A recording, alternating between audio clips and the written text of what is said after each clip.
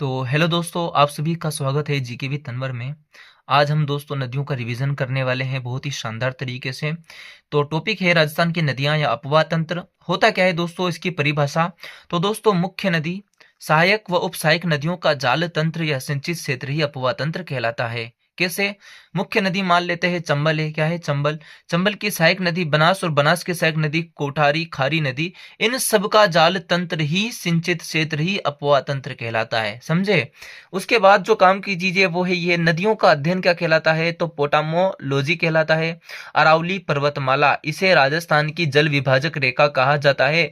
Jail प्रहरी का paper उठा के देख लेना दोस्तों, उसमें पूछा गया है राजस्थान की जल विभाजक रेखा निम्न में से कौन सी है, तो अरावली पर्वतमाला।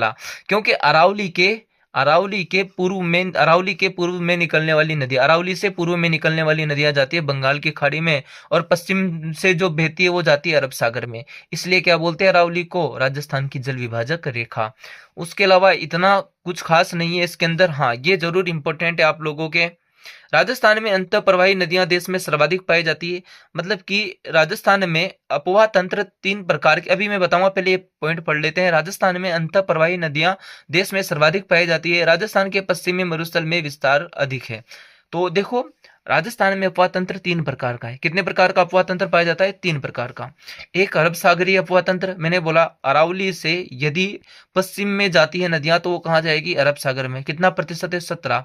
यदि अरावली के कहां पर पूर्व में जाएगी तो वो कहां जाएगी? बंगाल की खाड़ी में। कितना प्रतिशत है? 23। लेकिन दोस्तों अरावली के पश्चिम में लगभग 61.11% भाग मरुस्थल है, और मरुस्थल के अंदर नदियां विलुप्त हो जाती है, अंदर ही अंदर बहती, आंतरिक भागों में बहती है। तो उस अपवाह तंत्र को बोलते हैं आंतरिक अपवाह तंत्र। तो कितने प्रकार के अपवाह तंत्र पाए जाते हैं? तीन। और तीन में से भी राजस्थान में सर्वाधिक कौन सा अपवाह तंत्र पाया जाता है? प्रश्न बन जाए तो करके आ जाना, आंतरिक अपवाह तंत्र, लगभग 60%। अब दोस्तों अरब सागरीय अपवाह तंत्र को कितने भागों में बांटा गया है? दो भागों में। एक तो इसमें नदियां चार है। एक तो कौन सी नदी है दोस्तों? लूनी, बनास, माही और साबरमती। इनमें से दोस्तों अरब सागर में गुजरात के अंदर कच्छ के रन में दो नदियां जाती है, एक तो लूनी नदी, पश्चिमी बनास। तो अरब सागर में दोस्तों कच्छ के रन में अपना जल गिराने वाली नदियां कितनी है? दो। एक तो लूनी है और एक बनास। राजस्थान से निकलती है लूनी नदी, और पश्चिमी बनास नदी अपना जल कहाँ गिराती है? कच्छ के रन में। दूसरी है दोस्तों माही नदी और साबरमती नदी, ये दोनों नदियां अपना जल कहाँ गिराती है? खंबात की खाड़ी में। तो प्रश्न बन जाए, एक आपके सामने मैं बनाकर बता रहा हूं कि निम्न में से कौन सी नदी अपना जल कच्छ के रन में गिराती है? Option A Mahi, option B Sabarmati, option एक चंबल, और एक हो जाएगा दोस्तों लूनी। तो दोस्तों उसका उत्तर क्या हो जाएगा? लूनी। ठीक है, तो सेम प्रश्न बन सकता है। उसके अलावा दोस्तों बंगाल की खाड़ी में मुख्य नदी कौन सी है? चंबल। क्या है? चंबल। और एक है गंभीर। अब बोलो कि सर बनास कहाँ है, तो बनास किसकी सहायक नदी है? चंबल की। तो चंबल में ही बनास है, और दूसरी कौन सी हो जाएगी? गंभीर। तो उसके अलावा दोस्तों आंतरिक अफवाह के अंदर दोस्तों ये नदियां हैं जैसे घग्गर है, कांतली है, कांकनी है, खारी है, साबी है, मेंता है, रूपारेल है, रूपनगढ़ है, खंडेला है, द्रव्यवती है, कुकुंद है, अरवारी है, बाणगंगा है। ये दोस्तों ये आंतरिक अफवाह की क्या है? नदियां। अब दोस्तों हम सबसे पहले क्या करते हैं, आंतरिक अफवाह तंत्र को पढ़ लेते हैं हरिमोहन सक्सेना की बुक से, क्योंकि मेरे पास लिखा हुआ नहीं है। मतलब मेरे पास पीडीएफ तो है, लेकिन मैंने खुद ने नहीं लिखा अभी उस चीज को। और दोस्तों ये ऑथेंटिक बुक है तो अपना पास सफिशिएंट रहेगा मैटर, टेंशन लेने वाली बात नहीं है। थोड़ा सा दे के रखा है और प्रश्न ज्यादातर यहीं से बनते हैं, तो ज्यादा मेहनत करने की जरूरत नहीं है। समझे? स्मार्ट स्टडी नाम की भी कोई चीज होती है। तो दोस्तों आंतरिक अफवाह में पहली नदी है कांतली। कौन सी नदी है? कांतली। सीकर जिले की खंडेला की पहाड़ियों से निकलती है। मतलब कि उद्गम कहाँ होता है? खंडेला की पहाड़ी, सीकर से। कितने किलोमीटर बहती है? 100 किलोमीटर। कितने किलोमीटर बहती है? 100 किलोमीटर। सीकर सीकर झुंझुनू जिलों में बहती है। तो क्या चूरू में बहती है? ना। चूरू जिले में प्रवेश कर वहां के रेतीले भूमि में विलुप्त हो जाती है। तो बीकानेर और चूरू में तो कोई नदी है ही नहीं, तो कहाँ बहेगी ये? खंडेला, सीकर और झुंझुनू में। और चूरू में प्रवेश करती है लेकिन वहां रेतीली भूमि में क्या हो जाती है? विलुप्त हो जाती है। तो दो ही जिले सीकर और झुंझुनू में बहती है। केवल वर्षा काल में ही इसे जल प्रवाहित होता है, मतलब वर्षा काल में बहती है। अब यहाँ पर मैं एक्स्ट्रा क्या बता सकता हूँ दोस्तों, राजस्थान के अंदर आंतरिक अफवाह की पूर्णतया, मतलब पूर्णतया राजस्थान में आंतरिक अफवाह की सबसे बड़ी नदी कौन सी है? तो कांतली। पूर्णतया। जैसे बनास है ना, इस नदी का उद्गम भी कहाँ है? राजस्थान में। समापन भी कहाँ है? राजस्थान में। इसलिए पूर्णतया आंतरिक अपार की सबसे बड़ी नदी कौन सी है? कांतली नदी। और वैसे पूछे आंतरिक अपार की सबसे बड़ी नदी कौन सी है, तो घग्गर है, याद रखना। ओके। तो और इसका जो भाव क्षेत्र है वो क्या कहलाता है दोस्तों? कांतली नदी का भाव क्षेत्र कहलाता है तोराबाटी। क्या कहलाता है? तोराबाटी। इस नदी के किनारे कौन कौन सी सभ्यताएं विकसित हुई? गणेश्वर सभ्यता, सुनारी सभ्यता। गणेश्वर सभ्यता नीम का थाना सीकर में, सुनारी सभ्यता आपके झुंझुनू में। ये सब किस नदी के किनारे? कांतली नदी के किनारे। उसके बाद दोस्तों साबी नदी। साबी नदी का उद्गम कहाँ से होता है? सेवर की पहाड़ी, जयपुर से। जयपुर की सेवर की पहाड़ियों से निकलकर बानसूर, बहरोड, किशनगढ़, मुंडावर एवं तिजारा तहसीलों में बहती हुई हरियाणा में प्रवेश कर वहां विलुप्त हो जाती है। मतलब कि ये अपने राजस्थान से कहाँ जा रही है? हरियाणा की तरफ जा रही है। सोचो। तो इसका उद्गम याद रखना, सेवर की पहाड़ी। स से साबी, स से सेवर। सावर और जयपुर, और कहाँ जाएगी? हरियाणा में चली जाएगी। उसके बाद है दोस्तों कांकानी या कांकनी नदी। तो दोस्तों ये जैसलमेर, कहाँ की नदी है? जैसलमेर। तो जैसलमेर में इसका उद्गम होता है कोटरी गांव। तो जैसलमेर से लगभग 27 किलोमीटर दक्षिण में कोटरी गांव से निकलकर कुछ किलोमीटर बहने के पश्चात विलुप्त हो जाती है। तो दोस्तों ये कोटरी गांव में निकलती है, इसका उद्गम कोटरी गांव में होता है। और दोस्तों ये एक झील का निर्माण करती है जिसको बोलते हैं भुज झील। कौन सी झील? भुज। और भुज झील में ही समाप्त हो जाती है। और दोस्तों इसका एक उपनाम है जो बहुत बार पूछा जाता है, मसूरदी नदी। तो काकानी या काकने नदी को किस नाम से जाना जाता है? मसूरदी नदी के नाम से जाना जाता है। अब है दोस्तों घग्गर नदी। क्योंकि इसने 4 ही नदियां दे रखी है हरिमोहन सक्सेना जी ने, तो अपन 4 ही देख लेते हैं। घग्गर नदी जिसे प्राचीन सरस्वती नदी माना जाता है, हिमालय की शिवालिक पहाड़ियों से निकलकर उद्गम कहाँ से होता है? तो हिमालय की शिवालिक पहाड़ियों से। इसका उपनाम क्या है? प्राचीन सरस्वती। तो निकलकर हरियाणा में प्रवाहित होती हुई, तो मतलब कि सोचो दोस्तों, एक नदी जो हिमालय की कहाँ शिवालिक पहाड़ियों से निकलती है, और दोस्तों फिर हरियाणा से प्रवाहित होती हुई राजस्थान में कहाँ प्रवेश करेगी? हनुमानगढ़ जिले में टिब्बी तहसील से प्रवेश करती है। उसके बाद दोस्तों हनुमानगढ़ तथा गंगानगर के सूरतगढ़, अनूपगढ़ क्षेत्र में होते हुए जल पाकिस्तान में फैल जाता है, फिर पाकिस्तान में चली जाती है। वर्तमान में इस नदी के तल को स्थानीय भाषा में नाली कहा जाता है।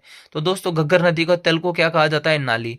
इस नदी को मृत नदी या डेड रिवर कहा जाता है। दोस्तों मृत नदी कहा जाता है। वर्षा काल में इस नदी में अत्यधिक पानी आ जाने से सर्वत्र बाढ़ का सा दृश्य उपस्थित हो गया था। शेष मौसम में यह शुष्क हो जाती है। तो दोस्तों इसे इसी वजह से देखो, इसमें इस पॉइंट को देखो, वर्षा काल में इस नदी में अत्यधिक पानी आ जाने से सर्वत्र बाढ़ का सा दृश्य उपस्थित हो जाता है। इसीलिए इसे राजस्थान का शोक बोलते हैं। किसको? घग्गर को। राजस्थान का शोक है घग्गर नदी। मृत नदी है वर्तमान में, याद रखना। शेष मौसम में यह सूखी रहती है।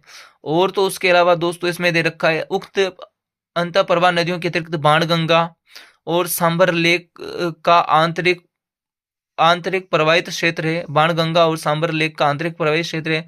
बाणगंगा जयपुर जिले की बेराट की पहाड़ियों से निकलकर आंतरिक प्रवाह प्रणाली के रूप में है, क्योंकि इसका पानी यमुना तक नहीं पहुंच पाता। तो दोस्तों बाणगंगा नदी के बारे में बता रहा है, क्यों? क्योंकि पहले बाणगंगा नदी दोस्तों बेराट की पहाड़ी, कोटपुतली, भरौड़ से निकलकर कहाँ जाती थी? यमुना नदी में। लेकिन वर्तमान में दोस्तों बाणगंगा जयपुर जिले की बेराट की पहाड़ियों से तो निकलती है, लेकिन ये वर्तमान में आंतरिक प्रवाह प्रणाली के रूप में जानी जाती है। क्यों? क्योंकि इसका पानी यमुना तक नहीं पहुंचता, और यमुना में नहीं पहुंचता तो कहां तक जाता है? तो भरतपुर के आसपास फैल जाता है। इसलिए बाणगंगा भी कैसी नदी है? आंतरिक अफवाह की नदी। अब है दोस्तों सांबर लेक, सांबर झील के बारे में। ये सांबर झील जो है ना, सांबर लेक अपवाह क्षेत्र, ये आंतरिक है। कैसा है? आंतरिक। तो कैसे आंतरिक है? तो इस क्षेत्र में 4 नदियां इस झील में आकर गिरती है। सांबर नदी में कितनी नदियां, सांबर झील में कितनी नदियां आकर गिरती है? 4। एक तो मेंथा नदी उत्तर से, उत्तर से कौन सी नदी? मेंथा नदी। रूपनगढ़ नदी कहां से दोस्तों? दक्षिण से, ये याद रखना। तो सांबर झील में उत्तर दिशा से अपना जल प्रवाहित करने वाली नदी कौन सी है? मेढ़ा या मेंथा। सांबर झील में दक्षिण दिशा से अपने जल प्रवाहित करने वाली नदी कौन सी है? तो रूपनगढ़ नदी। उसके अलावा दोस्तों तुरतमती नदी है, खारी नदी है, खंडेला नदी है। ये अनेक नदियां हैं छोटी छोटी जो अपना जल किसमें गिराती है? सांबर झील के अंदर दोस्तों। ओके।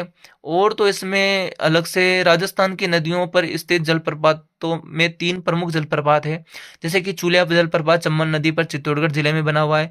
भीमताल मांगली नदी पर बूंदी जिले में बना हुआ है भीमताल जलप्रपात। मेनाल नदी चित्तौड़गढ़ भीलवाड़ा में मेनाल जलप्रपात बना हुआ है। ये सब अपन देख लेंगे अपने नोट्सों में। तो ये दोस्तों मैंने करवा दिया आपको, जो आंतरिक अपात तंत्र है इसके अंदर 4-5 ही दे रखा है, ज्यादा नहीं है। अपन अब अपन अपनी नोट से देख लेंगे जहां तक हो सकेगा, क्योंकि थोड़ी सी मेरी तबीयत भी खराब है, इसलिए मेरे को टाइम नहीं मिला सुबह से। तो अपन स्टार्ट करते हैं कहाँ से, चंबल नदी से। चंबल नदी। अब दोस्तों एक बार फिर मैं आपको यहाँ समझा देता हूँ थोड़ा, इस चीज को अच्छे से देखो। राज्य में, राजस्थान में 3 प्रकार का क्या पाया जाता है, अपवाह तंत्र। वह नदियां जो राजस्थान से निकलकर अपना जल कहाँ चला जाए, अरब सागर, तो वो कौन सा है, अरब सागरीय अपवाह तंत्र।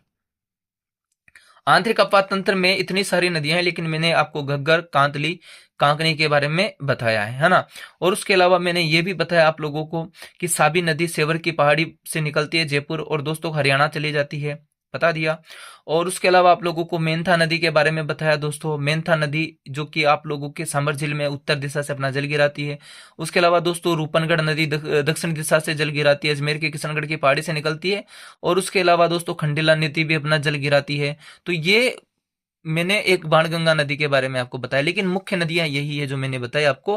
बाकी तो सबके बारे में मैं आपको बता दूंगा आंतरिक अपवाह की एक एक शॉर्ट शॉर्ट वीडियो बना के, टेंशन वाली बात नहीं है। अब बंगाल की खाड़ी है, 23% है, चंबल है इसके अंदर, चंबल के सहायक बनास है और दोस्तों एक गंभीर है। तो ये 2 नदियां हैं मुख्य, तो अपन इन दोनों को देख लेंगे। चंबल में बनास है, उसको भी दोस्तों चंबल के सहायक में देख लेंगे।